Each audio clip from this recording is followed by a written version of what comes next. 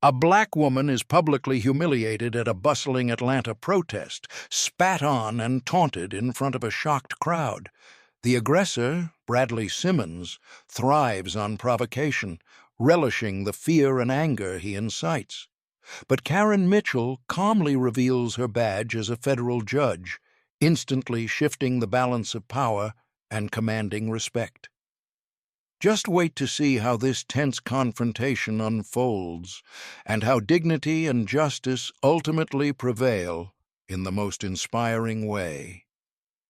It was a sweltering Saturday afternoon in downtown Atlanta. The sun blazed over the city square, reflecting off the glass facades of the surrounding buildings, while the distant hum of traffic mixed with the occasional siren. The square was alive with energy. Hundreds of people had gathered for a protest against racial injustice, waving banners and chanting slogans that demanded equality, fairness, and accountability.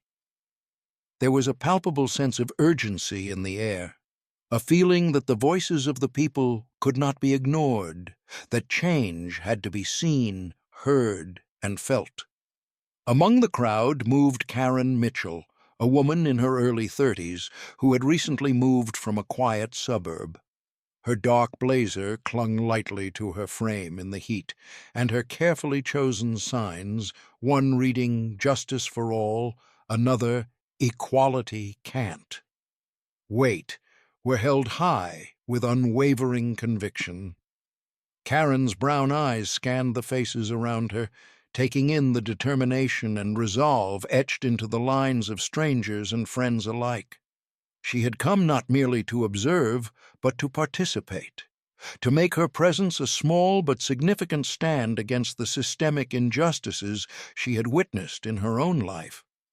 Karen felt her pulse quicken as chants echoed louder, filling every corner of the square with rhythmic determination.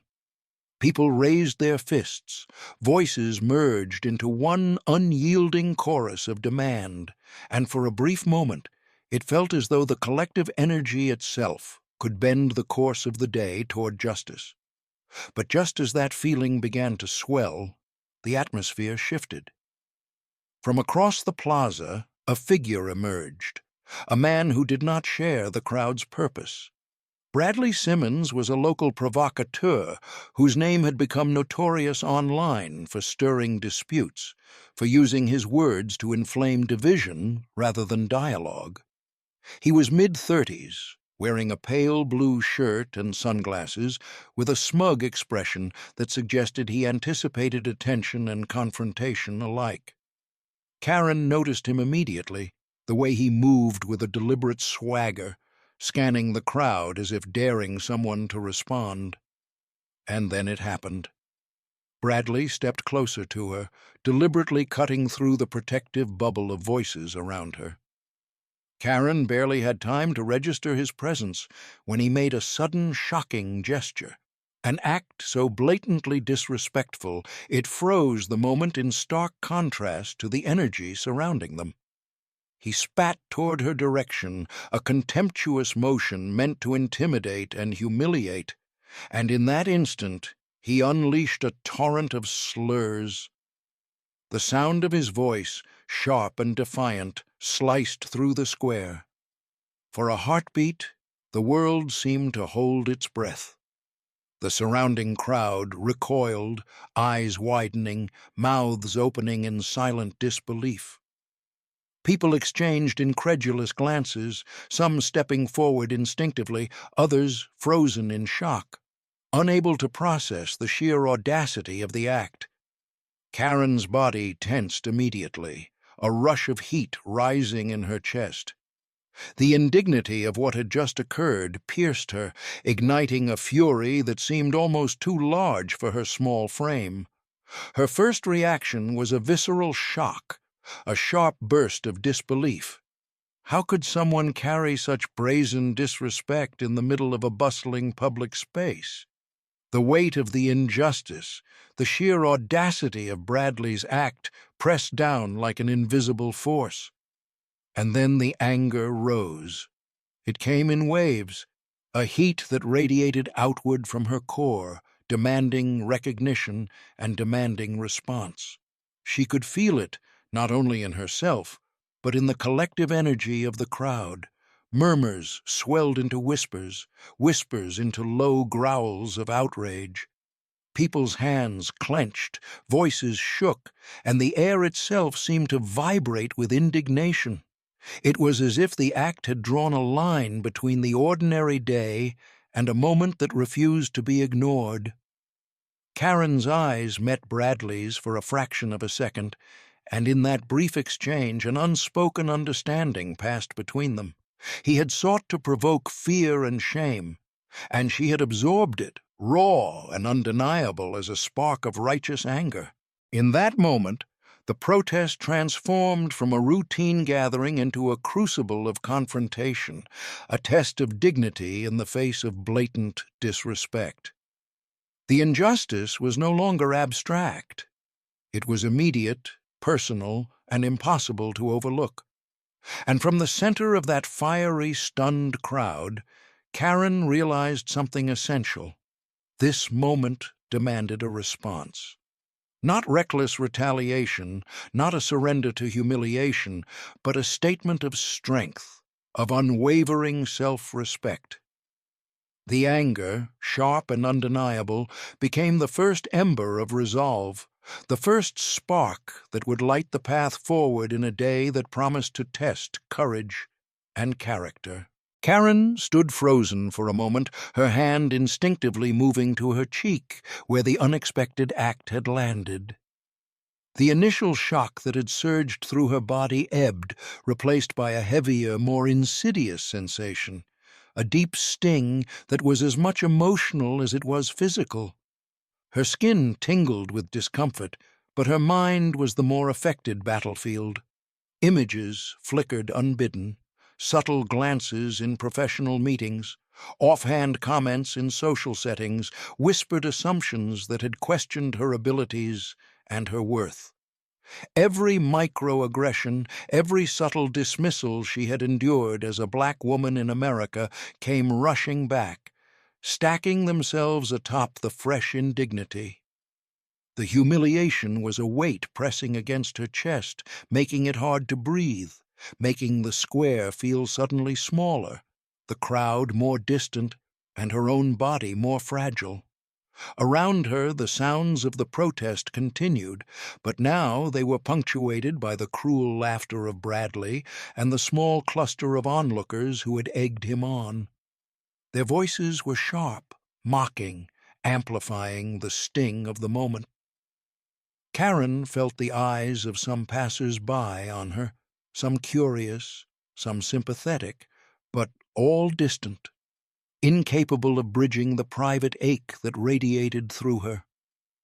For a heartbeat, she questioned herself. Why had this happened? Why here, in a public space filled with allies, with people advocating for justice? The unfairness of it struck her like a cold wind, a reminder that even in moments when she felt surrounded by support, cruelty could find its mark. Her hands trembled slightly as she adjusted her grip on the protest sign she had been holding, the paper bending in her fingers. The physical act of holding it suddenly felt heavy, symbolic of the weight she carried, not only in that moment but every day, carrying the invisible pressures of assumptions, prejudice, and societal expectations. Her breath came in shallow, measured pulls as she attempted to center herself, to reclaim some small piece of control. But the sting lingered, a reminder that even the most careful preparation could not shield her from the world's harshness. And yet, amid the humiliation, a quiet, steady flame began to kindle. It started as a thought at the back of her mind. This does not define me. This moment does not determine my worth. She could feel the beginnings of resilience, small but insistent, like roots pushing through concrete. The anger she had felt moments before had been external, a reaction to injustice witnessed by all. Now the pain was internal, intimate, testing her boundaries and her self-perception. It was sharper, slower, but it also carried within it the possibility of strength, the potential to transform discomfort into determination, humiliation into dignity. Karen closed her eyes briefly, inhaling deeply, feeling the heat of the sun against her face, the hum of voices surrounding her, the subtle vibrations of a city square that refused to pause. In that pause, she reminded herself that no single act of cruelty, no single person's malice could diminish the years of accomplishment, the integrity, and the quiet courage she had carried through her life. She remembered her mother's voice, steady and unwavering. "Hold your head high, even when the world insists on looking down at you." When she opened her eyes, there was a difference. The tremble in her hands had not vanished entirely, but her stance had shifted. Her shoulders straightened imperceptibly, her gaze sharpened. The sting was still there, a reminder of reality's harshness, but it no longer threatened to consume her. Instead, it became a signal, a marker that would inform her next steps. Karen's resolve, once a small ember buried beneath pain, was now beginning to burn steadily. She understood, even in that moment of vulnerability, that courage was not the absence of fear or humiliation. It was the decision to act in spite of it. Amid the lingering laughter of Bradley and the murmurs of the crowd, Karen took another steady breath. She would not allow this moment to define her. She would not allow cruelty to dictate her sense of self. The sting of pain, raw and immediate, had done its work. It had reminded her of the world's unfairness, but it had also revealed a deeper truth. Her strength was hers alone, unshakable, and ready to respond when the time came. The air around Karen felt heavier as Bradley continued to taunt, his voice sharp and relentless, attempting to prolong the tension he had created. But Karen's heartbeat, which had initially raced with anger and throbbed with pain, began to steady.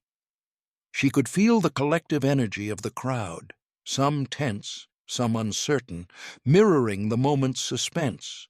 It was a charged pause, the kind that felt like a heartbeat stretched to infinity, where every second held the weight of possibility. And in that pause, Karen made a quiet, deliberate choice. She reached into her purse with calm precision, fingers brushing against the smooth metal of something she carried for reasons far removed from confrontation. Slowly, deliberately, she drew out a small, shining badge. Its polished surface caught the sunlight, glinting with unmistakable authority. Karen held it up, letting it rest lightly in her hand, her gaze never leaving Bradley's faltering stance. Then her voice cut through the tension, steady and unwavering. "I am Federal Judge Karen Mitchell." For a brief moment, the world seemed to stop. The crowd exhaled collectively, a subtle vibration of realization spreading through the square. The man who had moments before seemed untouchable, bold in his aggression, froze. The swagger drained from his posture, replaced by a sudden, unsteady awareness. He had misjudged not only Karen's vulnerability, but the measure of power she carried, the authority grounded in years of dedication, study, and service to the law. In that instant, the imbalance of fear and dominance shifted. Karen didn't raise her voice further. She didn't react physically. There was no need. The weight of her presence, the quiet certainty of her authority, spoke louder than any word could. Her stance was composed, her expression measured yet commanding. This was not a display of ego or retribution. It was a demonstration of unwavering self-respect and moral authority. Every inch of her demeanor communicated a single truth. She was not intimidated, and she would not allow intimidation to define the moment. The surrounding crowd began to change, imperceptibly at first, then more visibly. Those who had been tense, unsure, began to step closer, subtly forming a circle of support around her. Others, who had been holding back, murmuring quietly, now raised their voices in chants of encouragement, their energy shifting from apprehension to solidarity. It was as if the entire square had recognized the courage embodied in that single calm act, the courage to meet hostility with dignity and to transform fear into empowerment. Nearby, police officers who had been observing from a distance began to move forward, their steps measured but purposeful. They approached not with urgency, but with the quiet authority of enforcement, ready to restore order if necessary. The presence of law and the recognition of Karen's own judicial role created a resonance. Injustice had been challenged, and the balance was beginning to restore itself. Bradley, once the center of provocation, now found himself isolated, his confidence eroding under the weight of awareness and accountability. In that moment, hope blossomed. Not a fragile, fleeting hope, but a firm, rising certainty that courage and authority could prevail, even in the face of blatant disrespect. Karen felt it pulse through her, a warmth that steadied her hands and sharpened her focus. She was no longer the recipient of humiliation. She had become the embodiment of measured power, a reminder to all present that respect is not demanded through aggression. It is commanded through integrity, presence, and self-assurance. As the crowd's energy shifted, the square transformed. What had begun as a scene of tension, anger, and uncertainty was now filled with quiet empowerment. Karen's resolve, once tested by pain and indignity, now radiated outward, touching those around her. The moment of humiliation had given way to a surge of hope and the promise of change, not just in the confrontation, but in the understanding that courage could be wielded with calm authority, had begun to ripple through the gathering. In that charged, radiant moment, Karen stood tall, her badge glinting in the sunlight, a symbol of empowerment and a turning point in a day that had seemed poised to test the limits of human dignity. Bradley Simmons was led away by the police officers, his earlier bravado replaced by a stiff, uncertain posture. The sharpness in his voice had vanished, leaving behind the hollow echo of someone who had miscalculated the consequences of his actions. The crowd, which had been tense and divided just moments before, now released the collective breath it had been holding. Murmurs spread through the square, turning quickly into applause, cheers, and expressions of admiration. People clapped and nodded at one another, as if the shared acknowledgement of justice had created a quiet, unspoken bond among them. The transformation was immediate and profound. The square, once tense and charged with anger, had become a space of recognition, respect, and renewed hope. Karen stood in the center of this shifting energy, calm and composed. She lowered her badge, her hands steady, her posture relaxed, but unmistakably authoritative. Her face bore a soft, assured expression, the kind that conveyed experience, poise, and inner strength. The act that had begun as a moment of shock and humiliation had evolved into a testament to dignity and presence. It was a clear demonstration that courage did not need to be loud or confrontational. It could be quiet, deliberate, and profoundly powerful. Each person watching felt it. The difference between authority grounded in moral integrity and the fleeting, hollow confidence of provocation. People around her began to speak in hushed tones, recounting what had happened, not with judgment alone, but with awe at Karen's composure. Phones were raised to record the moment, not for spectacle, but as proof that civility, respect, and courage could overcome aggression. Social media soon filled with videos and images shared with captions that emphasized empowerment and accountability. Viewers were captivated not by scandal, but by example, the idea that one person standing firm and calm could transform hostility into a lesson in integrity. Stories emerged of others drawing inspiration from Karen's response, recognizing that strength is not always measured in volume or force, but in presence, conviction, and moral courage. Karen began to step forward, moving deliberately through the crowd as officers kept a careful distance to ensure the space remained secure. Faces turned toward her, expressions ranging from admiration to quiet relief, as if her composure had restored a sense of order and safety to the moment. Some approached with words of gratitude, others with small gestures, a nod, a smile, a handshake. Every interaction was subtle but meaningful, a ripple of human connection and acknowledgement that extended beyond the initial confrontation. In the midst of the lingering tension, Karen's quiet confidence had created a new tone, one of hope and reassurance. As she walked away, her shoulders squared and her chin lifted high, Karen felt the weight of the afternoon lift slightly from her. The emotional echo of the event lingered, both in her own mind and in the air of the square, but it was no longer a heavy burden of anger or pain. Instead, it was a resonance of triumph and inspiration.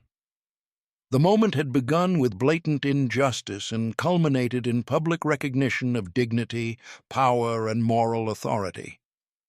It was a living example that even in the face of cruelty, one could respond with integrity, transforming fear, humiliation, and aggression into a lesson that resonated far beyond the immediate scene.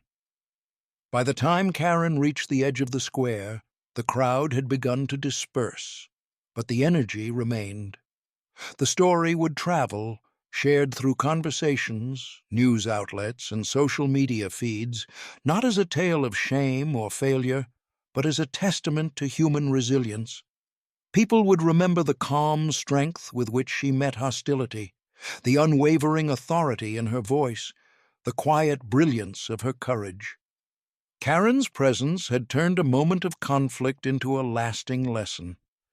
That justice, integrity, and moral courage were not abstract concepts. They were lived, breathed, and demonstrated in every thoughtful, deliberate act. And as the sunlight shifted over the city, casting long shadows across the square, Karen walked on, a living symbol of empowerment. Her resolve, her dignity, and her example would continue to ripple outward, inspiring anyone who witnessed her courage that day, proving that even in a world where cruelty exists, resilience and principled strength could prevail, and could do so with grace.